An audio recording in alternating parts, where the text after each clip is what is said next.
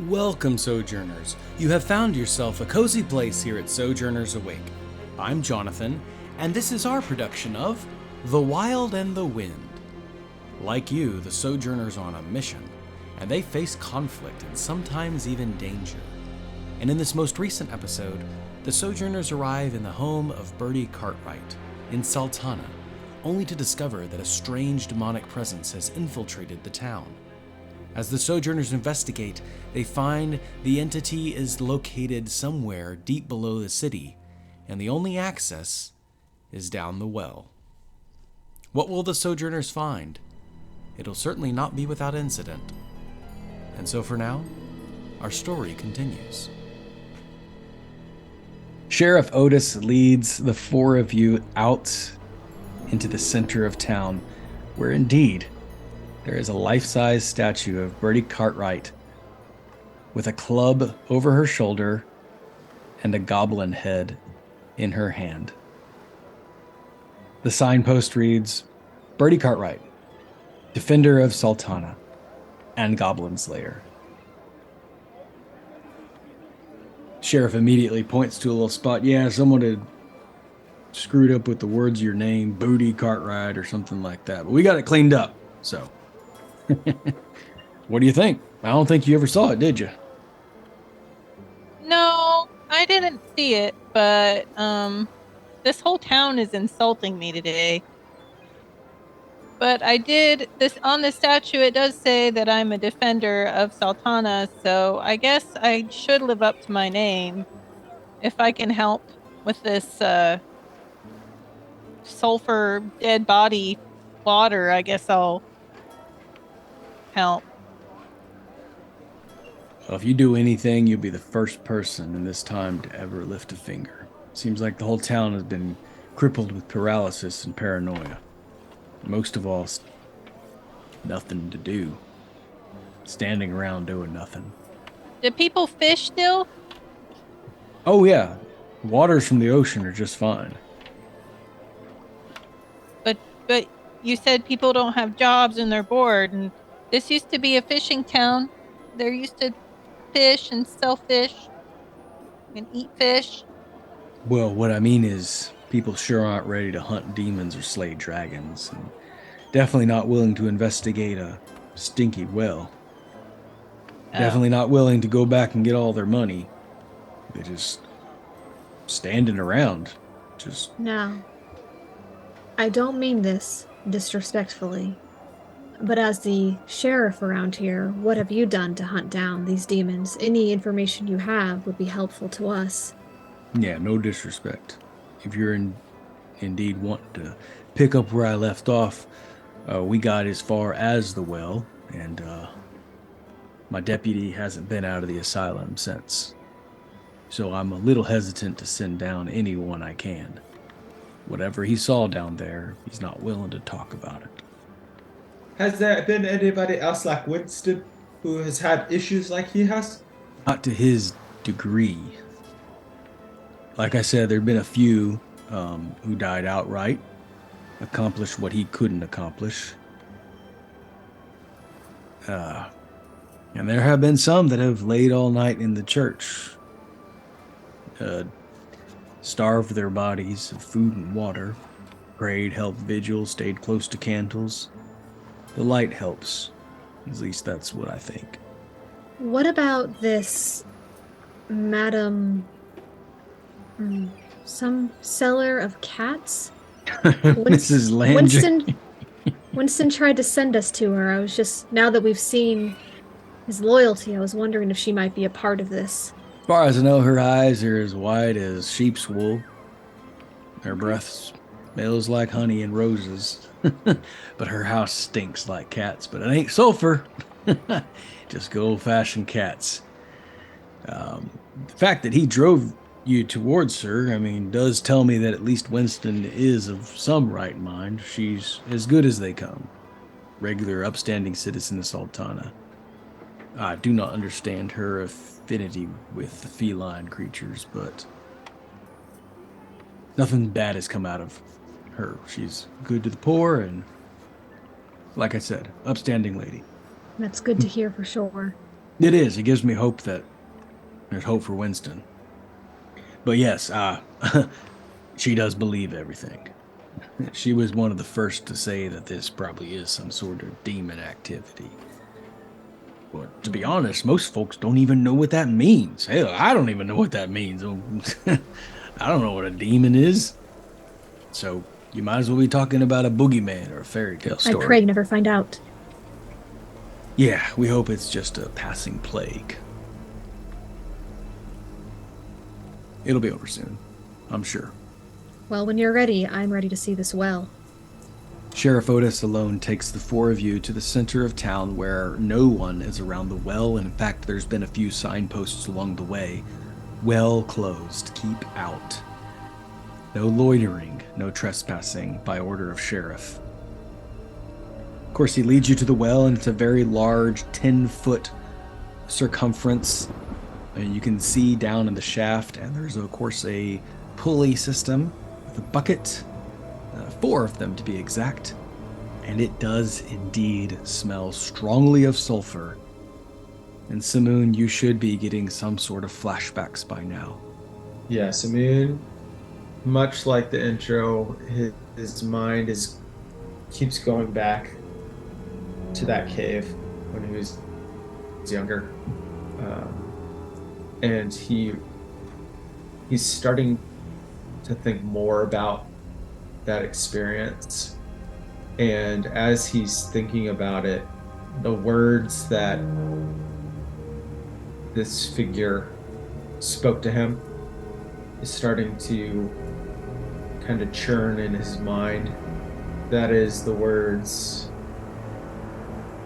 Kyrios vo mind lashov child achathok venture Doctu Rathons not their tak Eayak ish Shaldai Thusa alone Lashov Oza Omaz, which is translated curious the mind of a child is to venture into realms not their own, and now you shall die here alone in my darkness.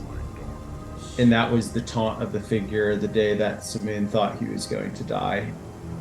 And that taunt is kind of just striking a chord with him right now. Samoon, as you look over into the well, the darkness seems to grab your attention. You feel your blood beginning to pump harder through your body. Your respiration's increasing. Vertigo sets in and you nearly topple over into the well. Sheriff Otis grabs you by the back of the shirt. Hold on. No diving head first. It's against the law. Oh, yes, sir. Thank you. I don't seem to be of myself right now. Whew. I should take a step back for a moment. Bertie Cartwright, what do you pay attention to at this well? Disappointed. Bertie's just disappointed in how her town has become. She has such memories of running around the town and talking to all the people and, playing by the well and stuff, and everything just looks run down and broke. And Eris? Is there a stone around? Indeed there is. I would like to pick up a stone. I would like to cast light on it, and then I want to drop it down the well. Stone lights up. You release it from your hand. It descends 10, 20, 30, 40 feet. You start to see the reflection of water, and then the stone is snuffed out. You hear a shriek as it travels up to the well. It blasts you in the face. If you would make a Constitution saving throw. That is a 17 plus 5. You are able to withstand this, and so you see the visage of a haggard woman with a large rat nose, whiskers hanging down over her face. And her lips are muttering some horrible foul words that would make anyone blush, would make anyone cringe. But you stand your ground. Everyone else hears this voice as well. Sheriff grips the edge of the well and then releases it as if he had just touched a hot skillet. Irony squats to the ground, covers his head with his hands, and just says, I am brave, I'm brave, I'm brave, I'm brave.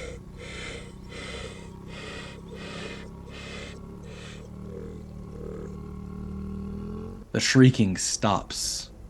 Eris, a few strands of your hair are now blanched white. I'll calmly turn to the sheriff. Sir, I believe you have a demon problem.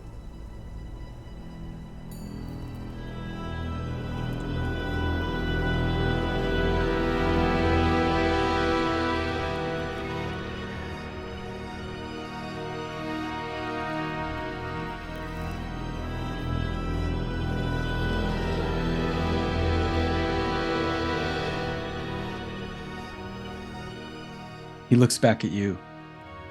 I can lower the rope. I can also take any prized possessions you have to your next of kin. Well, I think it's time to have a conversation with my friends. Bertie, Samoon, what do you think is the best course of action? I mean, I think we probably need to go down there. Nobody else is going to do it. What are we going to do? Just leave this town to rot? No, I agree with you. Samoon, in an odd turn of events, isn't like gung-ho like you normally would be. But he's just gonna kind of stand off to the side, quiet, and like little tears are gonna kind of well in the corners of his eyes as he as he's reliving this childhood trauma. Samoon, are you all right? Oh, what? Yeah. I'm totally fine. Yeah. We should definitely go into the well and take care of things. I'm fine. He kind of just like rubs his eyes really quick. It's okay to be not fine. Bertie's going to walk over to Samoon and sort of aggressively pats him on the back, kind of stoically, to try to console him. Be like, hey, Samoon, it's okay. I'm kind of scared too, and I never really get scared. Yeah,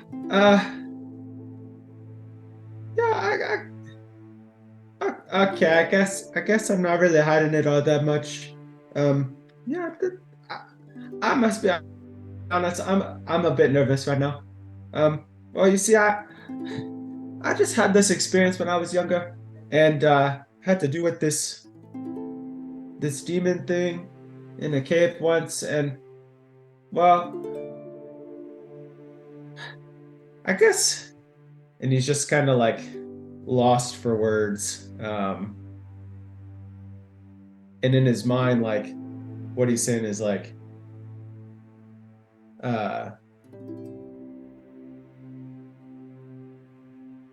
focusing on that situation. He's studied Fiend, and they are his favorite enemy, but he's never fully encountered one as an adult, and so he's dealing with that PTSD of the last time he's faced this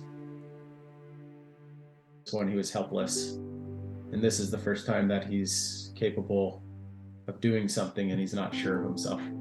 So those are kind of the thoughts that he's battling right now mentally. I appreciate you, Bertie. Yes, I think I am scared. But you know, this town of yours, it seems like a really nice place once upon a time. And perhaps You know, they got that cool statue of you over there that I wanted to make mention of. So he kind of just takes some deep breaths. For the sake of your time, Bertie, yeah, I will go in. And he kind of just stands himself up a little straighter. It is now late into the night. We really want to go down this well at night, guys? I suppose a night of vigil in the church might not hurt. We could all take a bath in the holy water. It could help. Irony, I don't remember. How do you feel about coming?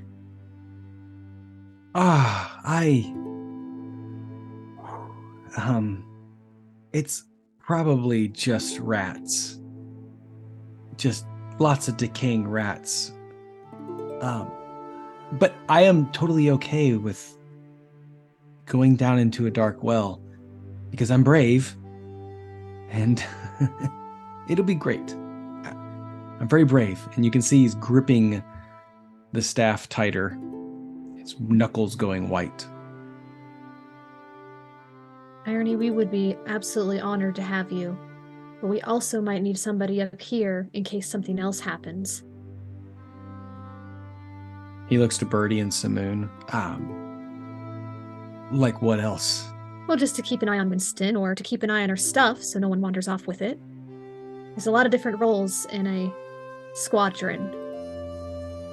Not everybody's the aggressor. She's trying not to be condescending. She's trying to find him a way out that saves his pride. Well, I would say that I do think that I need somebody to go back and watch the shop so that nobody breaks in. We kind of chopped Winston's hand off, so he's not really useful in that area anymore.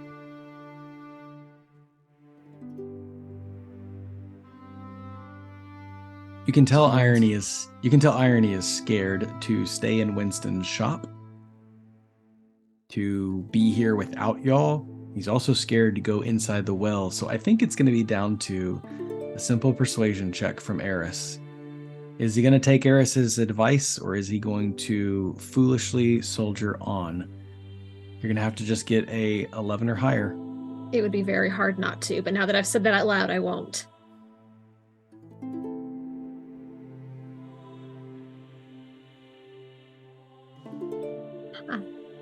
12.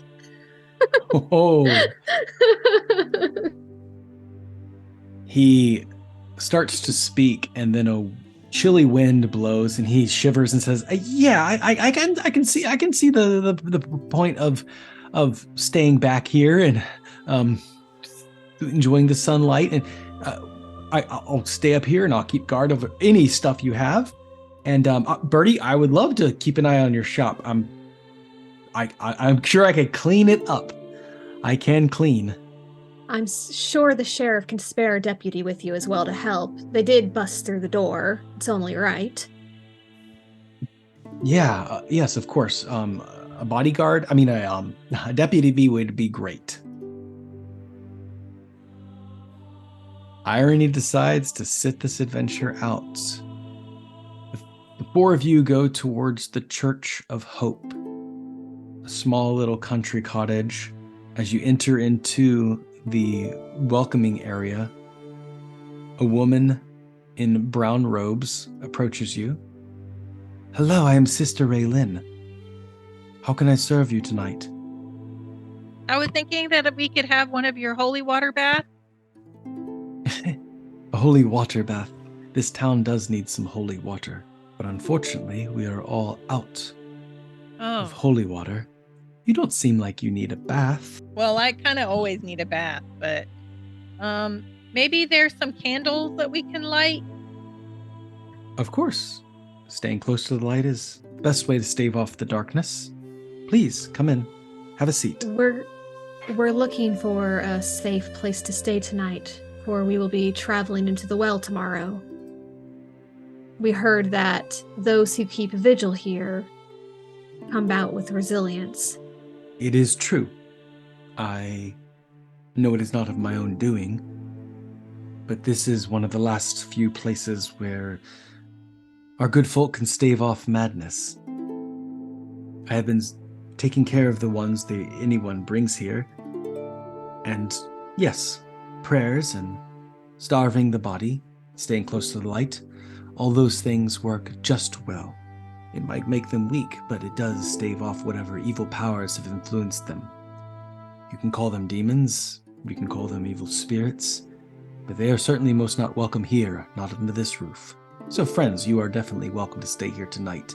And if indeed you are going into the well, this is not some sort of joke. You are indeed going into the well. Absolutely. Well, for such bravery, that should not go unrewarded. I will give you something more than holy water.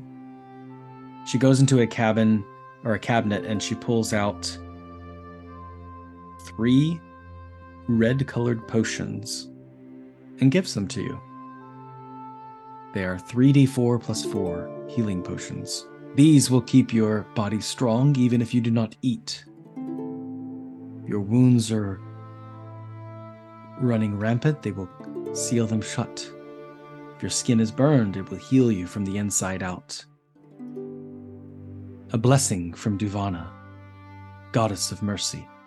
You are so kind. Thank you so much. I look forward to seeing what powers of bravery can do, for no one in the town, not even I, have the courage to descend down the well. But I believe you will. She looks at you, Samoon. I believe you have seen far greater than you care to admit. But what is inside you will stare back at the evil outside. She looks at you, Bertie, and I believe that a defender of Sultana, such as yourself, well, the title is fitting, and you are indeed destined to win. She looks at Irony. And you, I think, should stay. For there is much fear in your eyes. And pride. And I fear you would do something rash. Sister Raylan shows you to some quarters, lets you rest for the night. You sleep in peace. Your belly is going empty, yet feeling invigorated when you wake up in the morning, ready to go. How do you proceed? To the well? Bertie's going to look around and try to look for just extra candles. There are plenty of candles. If you intend to take one, that would be easy enough. You have a candle. While Eris. I was gonna say. gonna... Nope, wait, me. I go. I was gonna say Eris did the majority of her preparation the night before. When she's gone to her room, she doesn't particularly worship any of the deities specifically, but she is respectful.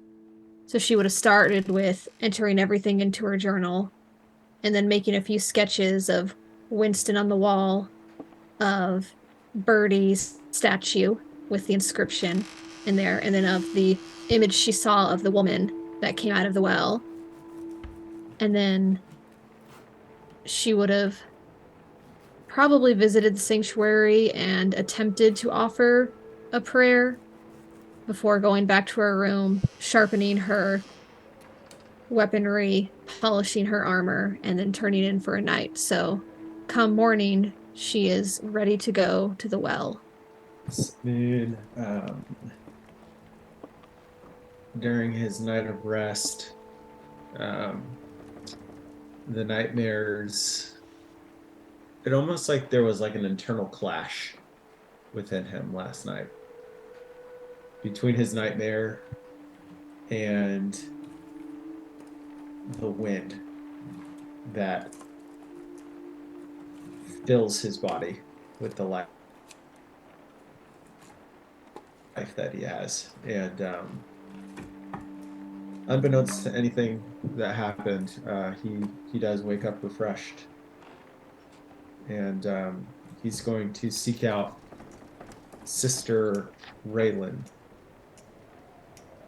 and inquire about the yellow potion bottle that he grabbed from the tree to see whether or not she knows what that is.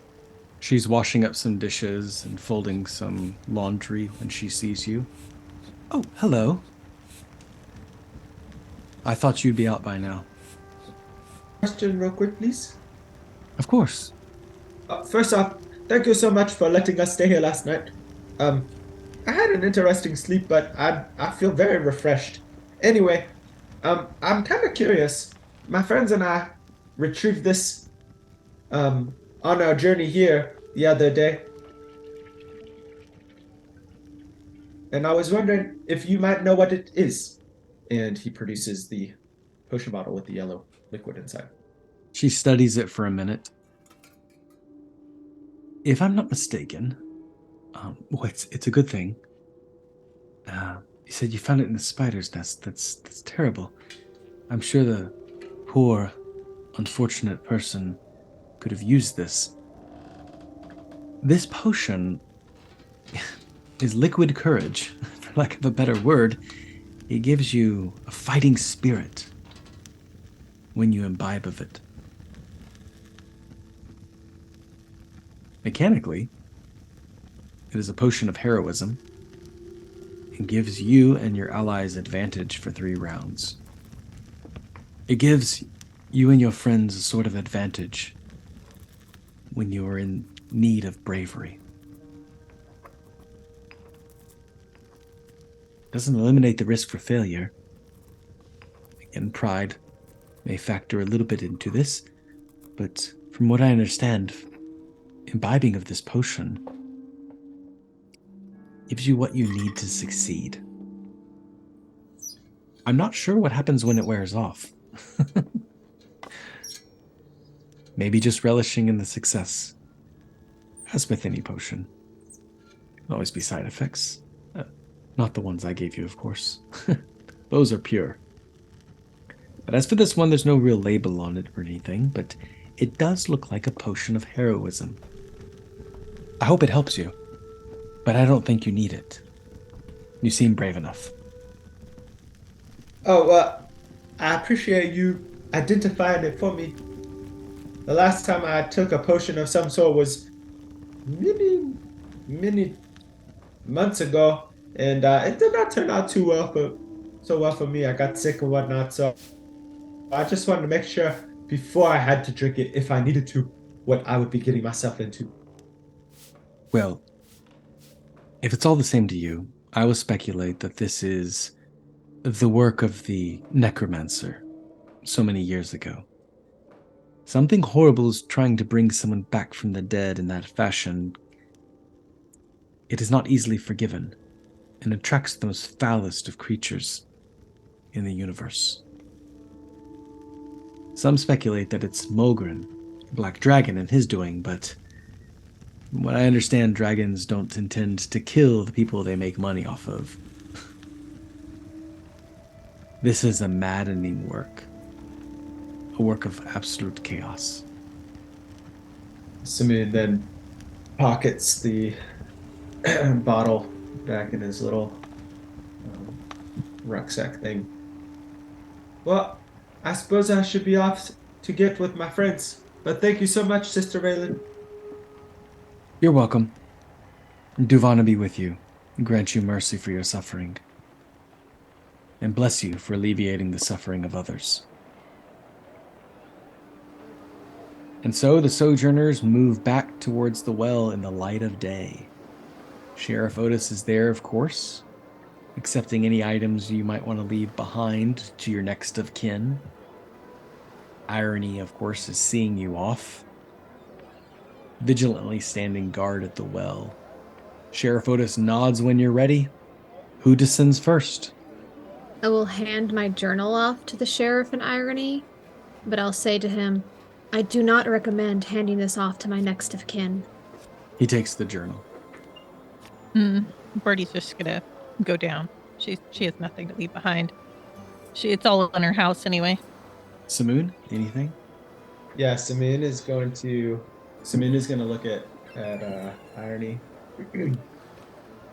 My friend, just because you are not coming with us here does not mean that you are not doing a valuable service up here. And he's back. You okay? And should anything happen to me, be sure to read them and then make sure Elden gets them back at top. And he's going to give him the Superfly comics that he's been holding on to. Ah, thanks, Samoon. And then Can I read them? Is it okay if I read them? Oh, yes! There's plenty of good things in there. You might learn a thing or two. I know I have. Sheriff Otis is letting Bertie down. It's only one person at a time thing. No, there are 4 ropes. All 3 of you can go down at the same time. Okay. I don't want Bertie to get too far ahead. I'm sorry I keep interrupting you, but That's okay. I just wanted to make sure see what the scene was. The sheriff and his deputies lead you all down by the ropes. There are 4 buckets going down into the well, so each of you can descend at a simple rate. As you move down the well, the light begins to fade. The air gets cold. You hear nothing but the sound of water and the echo of your own breathing, the creaking of the rope. For now, it appears as a simple well, although you may or may not have been this far down a waterway. And finally, the bucket hits the water, splashing, cool, 40 feet under the ground. It is a little dark down here, although a little bit of light is shining, but you are having a hard time seeing. Eris, how do you produce light? Eris she has her shield and her rapier out, and she will cast light on her shield so that it is basically a flashlight now. The whole thing illuminates. Eris, as you look around this well, you see that there is a tunnel that has been dug. The rock has cracked open. Dirt and a vacuum are pouring into this well. The water stays the same. The smell of sulfur is very thick down here, a nauseating smell. You see that there is a tunnel leading from the waterway deep underground. The mud is mucky, and the tunnel is very small. This seems to be the right direction. It's gonna defensive maneuver, go forward, shield up, sword out, and unless someone stops her, she'll go first. Samoon has taken his tunic and wrapped it around his face to protect his nostrils as best he can. And he's gonna motion to Eris. Eris, perhaps you should let me go first. I have a natural tendency in these type of things. I've tried to train myself in this environment. Eris, as Samoon says this, you look into the tunnel and see that you will have to army crawl. Take my shield away. Slinging it around your back. Samoon, do you intend to go forward first? If Bertie and Eris do not object. I will gesture for him to go on as I sling my shield over my back. And I can cast light at will, so I will probably light something else up. Actually, Samoon, is there anything you would like me to light for you? Oh no, I could see just fine. As if you could see Samoon's pupils, I think it's dilate, right? It's the right word. They dilate wide, and he's capable. Spoiler, as his ranger class, as a gloomstalker, he has umbral sight, and so he has dark vision of up to 60 feet. And then also, while in darkness, I am completely invisible to any creature that relies on dark vision to see me in that darkness. So yeah, his eyes go wide, and he essentially just vanishes in the darkness ahead of you. I'll go if I see anything. You army crawl through this tunnel. Eris, you follow. Bertie, keeping up the rear. Seems like for minutes and close to an hour, you crawl in this darkness, feeling your way. Every once in a while, hearing the scurry of a rat, the tickle of a spider. The mud and the muck are thick as you wade through this swampy slime in the darkness. For over an hour, you crawl, continuing, trusting that this passage leads somewhere, faithful to the mission. Suddenly, Samoon, the air becomes thinner, and the smell of sulfur not as strong. You catch a breath of wind, maybe just 30 feet in the darkness. You see a twinkle of light flash. Bertie, as you wade through this muck and slime, keeping an eye on Eris ahead of you, suddenly you hear a voice call out in a language that you do not understand. But in Basille it says, "Curious little ones, it will be the death of you. For curiosity kills the children that wade in the darkness." The voice then echoes to each of your thoughts and your minds. From behind you it calls. And at that moment, Samoon, you break through the tunnel into an open cavern and see before you a sunken castle into the earth, with a large drawbridge, broken, cracking into this cavernous swampland under the ground. And so for now, our story concludes.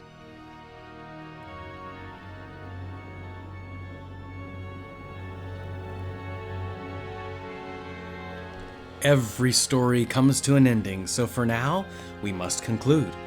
Thank you for listening, Sojourners. Your attention will not go unrewarded, and we look forward to continuing this adventure. If you enjoyed this background music and ambiance, you should visit Tabletop Audio. Find them at www.tabletopaudio.com and take the time to sojourn with us. Visit Sojourners Awake on ko-fi.com, and for every donation, I will allow one player to re-roll during the game. Thank you for your generous support.